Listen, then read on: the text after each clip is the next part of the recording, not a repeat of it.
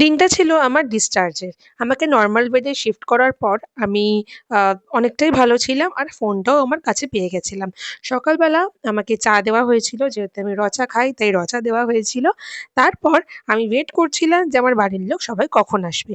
তারপর একটু একা, একা নিজেই হাঁটলাম। আমি আমার সি সেকশন এর পরের দিন থেকেই মোটামুটি একা বেড থেকে নামতেও পারছিলাম আর একটু, একটু হাঁটতেও পারছিলাম। তারপর ব্রেকফাস্ট চলে এলো আর তারপর আমি গেলাম নার্সারিতে আমার বেবির কিসের এত কাছে ভাবনা ওকে চিন্তা? একটু ফিড করানোর হ্যাঁ, জন্য। যে বম্মার এরপর বাড়ি যাব, অপেক্ষা তারপর বাড়ি যাওয়ার। পাপার বাড়ি যাব।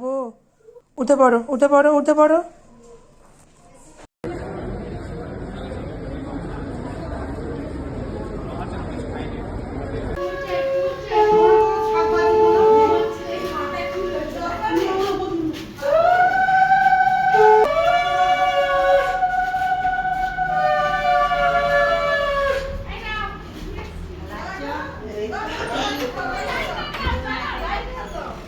এসছে? ফাইনালি এই তো দেখো। এই একটু দেখি। আসো, আসো।